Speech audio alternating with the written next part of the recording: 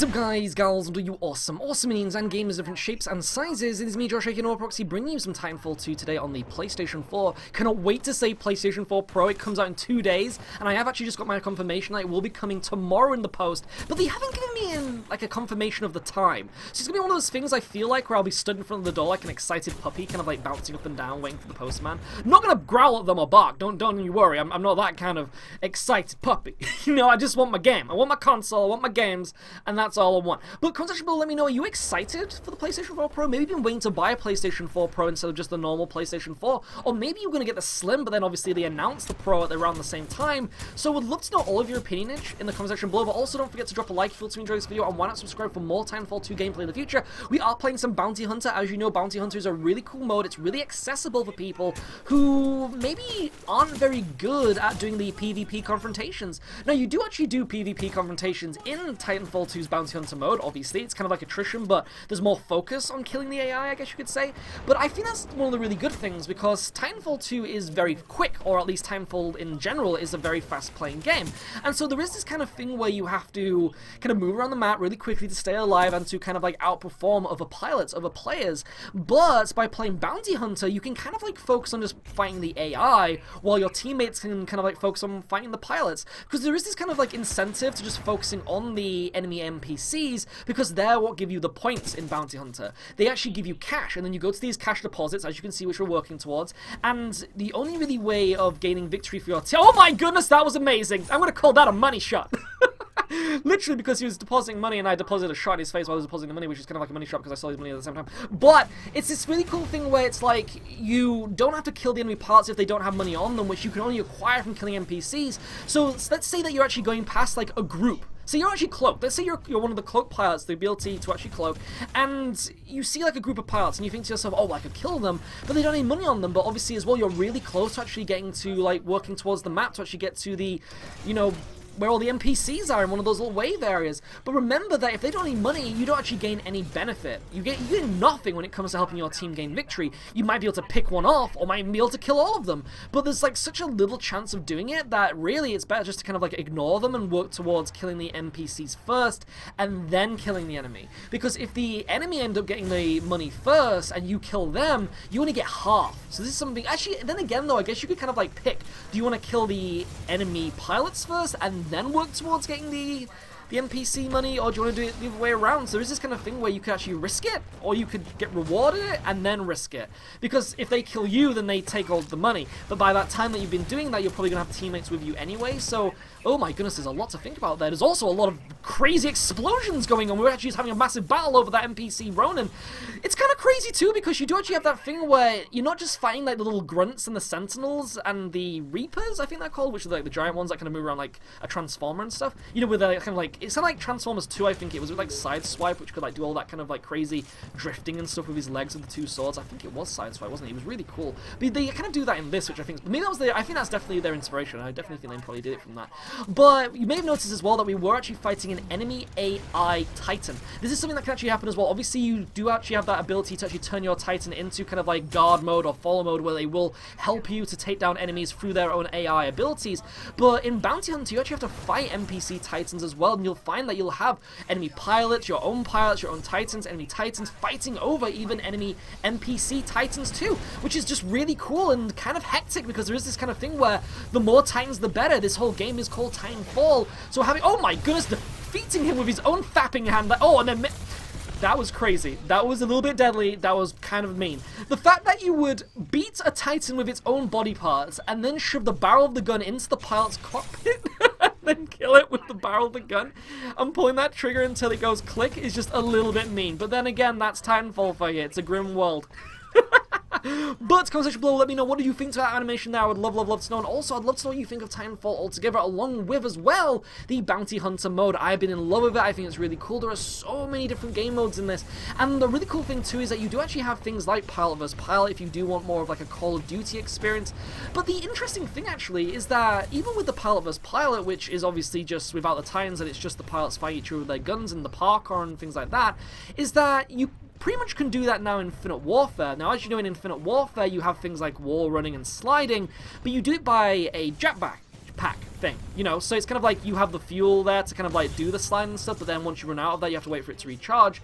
But then again, it's this thing as well where the game is a lot slower than Titanfall as well. So really you have that more fluidity with Titanfall 2 as well. This is something that I experienced when I was playing the multiplayer for review, because I don't think I'll be playing a lot of Infinite Warfare casually. I'm finding that I'm having a lot more fun with Titanfall, especially since I love mechs, and so it kind of caters to me a little bit more. We'd love to know if it caters towards you a bit more too, or if you prefer the kind of slower, not really slower trudging kind of like speed, but more casual speed of Call of Duty. You'll also notice that my Titan has barely any health. Look at that tiny little bit of health stopping it from emergency mode. Remember that when you do actually have a Titan, they have a health bar. Once the health bar is gone, you go into emergency health bar, and when they're in that, it means that the enemy can actually come up to you as a Titan and blow you up with a execution finisher. Oh my goodness, double bolognese fistage, that is what you want to see. Or the enemy pilots can actually rodeo you, drop a grenade, and that will actually finish you off with a grenade inside your core chamber as well. So lots of things to think about when you are playing as a Titan, but then again, you actually have more gameplay options as well, like something, again, when it comes to playing, say, Titanfall 2 versus Infinite Warfare, is that you do actually have that thing where you can go around in giant Titans, these massive mechs, and have that really, like, engaging gameplay in that sense. Or if you're playing Infinite Warfare, it's kind of just like walking around corridors and shooting each other, and in a little bit of a feeling, I found that it was quite quiet. Quite quiet. That vocabulary, people. I should be nominated as president of the dictionary or something, but I'd actually suck. Don't do that, because I repeat myself quite a bit. But it's that thing where it's coming to be a point where people are actually making games that, as we know, Respawn was actually originally part of the Call of Duty family, and they ended up pretty much evolving Call of Duty, and this is kind of like mech combat game. And we've seen games like Advanced Warfare kind of acknowledge mechs and stuff in their campaign, but not really bring them into, say, the multiplayer aspect. They try to keep it as like a core experience, which is player versus player, you know, as the little soldiers and stuff in small corridor maps. And so it's kind of like Titanfall 2, or just Titanfall in general, is the evolution of Call of Duty, and once you play Titanfall, there's really no reason to go back. But then again, the really cool thing that Call of Duty does actually have over Titanfall is weapon unlocking and customization.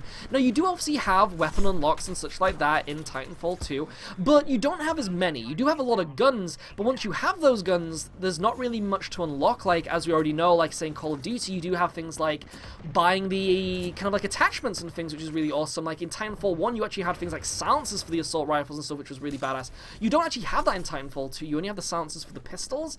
But then again as well, you have that thing of you have more color customizations in Titanfall 2, but you have more attachments in Call of Duty. So do you prefer having more weapon customization, or do you prefer having more color customization? I'm a little bit down in between both. And this is actually a complaint I have for Titanfall 2, is that by playing Titanfall 2, you're always kind of unlocking the same colors for your weapons and your pilots through, say like you get 10 kills. Okay, let's say one of the requirements to getting a color is 10 kills. For every single pilot and Titan variation, it is the exact same color requirement, and to get that color. So let's say that you want the bacon color. You always have to get, say, 20 kill streaks to get the bacon color. But it's never, like, a different one per, like... It'd be really cool if they had a thing where, you know, like in Call of Duty, where if you get certain unlocks, if you get, like, a supply drop, you can actually have, like, visual, like, aesthetics for your pilots that look different. But, not pilots, but, you know, like, they call them rigs in Infinite Warfare, but they're pretty much the same thing, because they are pilots in the campaign. So it's really confusing, actually, because they are pilots in the campaign, but they're called rigs in the multi... Whatever! But it's that kind of thing, though, where, like, you're... Wow, how did I not kill him, then, the love handle? I shot him in the love hands with my shotgun, he just did not die, but he was able to murder me. That was not very nice. I'm gonna talk to your mother about that! But, again, it's this thing of, like... You do have that aesthetic customization even further in Call of Duty, but less in Titanfall, because you only have the color customizations, but you're only kind of unlocking the exact same color customizations by fulfilling the exact same kind of, like, requirements per Titan and pilot and gun, while in Call of Duty, you're getting things like weapon attachments, different weapons, you're getting different weapon appearances, and the skins, and it's different skins as well, so it's like, it's very unusual, again, with like, and you get the things like reticle different ones as well, like you can have like different like red dot sights, and different colored laser sights, and it's just kind of interesting, so it makes you wonder, is there actually more unlockable stuff in Call of Duty than there is in Titanfall, yet Titanfall has the more variety in combat? It's an interesting conversation. I'd love to know your opinion in the comment section below. Let me know, what do you think? Do you prefer Call of Duty when it comes to the customizations, or do you prefer Titanfall? would love to know. I like both. I really like both, but I kind of see myself going back to Titanfall constantly, though, just before the accessibility of the variety and its accessibility of gameplay, while Call of Duty doesn't really offer that, unless you, say, play zombies and the multiplayer, and the multiplayer is kind of lackluster, I find. They are implementing something which is called Frontline, which basically means that both teams spawn on opposite sides, which is kind of cool. This is something that Titanfall already does anyway, where basically, you know, like in the original Call of Duty games, you'd kind of like spawn randomly all over the map, but in Titanfall, you can actually like spawn from one side and the other team spawns from the other side. But now in Frontline mode in Infinite Warfare, you actually have opposite sides, which is really cool, so it's kind of got that little bit of a Battlefield feel to it as well. But the maps are still too small, and there is that thing of like spawn camping and stuff. Oh my goodness, that grapple hook, did you see that then? That was lucky. That guy there could have punched me in the face, but he wasn't thinking about it. He was like, oh my god, is this tiny little man flying at me at super speeds? We were able to take his battery there, and also dropping down a grenade into his little chimney pipe, but we're going to try and... Oh my goodness, look at that! Swing-shotting myself over that Titan, and then dropping down another grenade. Can we finish him off once and for all? There we go! That was freaking epic. Going to try and summon my Titan here and stay alive at the same time. Look how much money I've got. I've got $163, but the enemy is actually coming at me. Oh, he killed me just before my ion dropped. That was a little bit emotional, but it was also epic at the same time. We've done really, really well in this match. Killed some amazing parts, some really skilled parts. We're seeing this thing with the community where people are getting way better at this game, but at the same time too, we're seeing a lot more cooler guns getting put into the combat as well. As you can see, we are using the Mastiff, which is a horizontal shotgun compared to the standard shotgun, which has the circular reticle, as you know, which is like a shotgun as you'd expect, which you put an enemy within that circle and you pretty much fill them up with lead. But with the Mastiff, it's a horizontal shot, which means that you actually have to kind of like aim it in like a line, so you're kind of clotheslining enemies, which is kind of interesting. So we'd love to know your opinion of the Mastiff as well. I'm seeing a lot of players using it, but as you may have noticed, it doesn't have that kind of like weapon, kind of like standoff capability as the standard shotgun does. Not too sure what the standard shotgun is called. I'm just going to call it a shotgun because it is just pretty much a shotgun. There's actually an enemy player here running around with a battery, kind of giving himself away, but he just runs at me. What the fudge is that about? You just got yourself killed, bruh, and you gave me a free battery, which I will take. Thank you very much. So that's going to give me a shield for my Titan. There we go. But now I'm getting shot in the back and losing that shield by an enemy player behind me. Where are you going, buddy? Oh, he's going to try and run towards that tank which he has just summoned, but sadly, it seems he is not going to make it in time. My teammates were able to kill him there instead of me. We did get a player assist, and now we're actually getting teamed up on by everybody else, but we've actually got a Legion in front of us with his booty shaking at me. We were able to take him down with a chest nipple laser uber there, which was awesome. Remember, you do have those uber abilities for each of your Titans. The ion comes with the nipple laser, which kind of reminds me a little bit of like Iron Man's like chest heart laser beam thing, which he uses in the movies, which is kind of cool. So you kind of have that thing with ion. It's really deadly. It's quite useful against, I would say, Ronins, ions, or even maybe like tones, but I wouldn't really say against legions or scorches. You will find that even if you do a ions uber shot against, say, like a legion or a scorch, they're still actually going to be in the field. I think they'll only get put into emergency mode if they have full health, so something to remember there when it comes to using your uber. Pretty much try and focus on using it on just Ronins, North Stars, ions, yeah, and tones, because they have the least health, I guess you could say. And then if you have like, say, like a shield on you, you figure every single time when you get put into emergency mode there, it's kind of worrying. Be able to beat that guy there with his masturbation hand, sorry about that, buddy. Also killing the pilot inside there, that was quite emotional. Sorry about that. It seems we have actually taken this match though, which is really epic, really awesome. We'd love to know your opinion though in the comment section below, what you thought to this gameplay. I would love to know. Remember to drop a like as well if you enjoyed this video, along with subscribing to see even more Titanfall 2 combat. But remember to contribute to the conversation. What do you think to the comparison between Infinite Warfare and Titanfall 2 when it comes to the evolution of gaming? Because we are seeing that Call of Duty is embracing Titanfall's kind of like gameplay mechanics, where it comes to wall running, where it comes to sliding, but it does actually have a slower fluidity in its actual gameplay movement and combat itself. And at the same time as that, I'm finding that Titanfall is a little bit more accessible than Call of Duty when it comes to players actually coming into the first-person genre.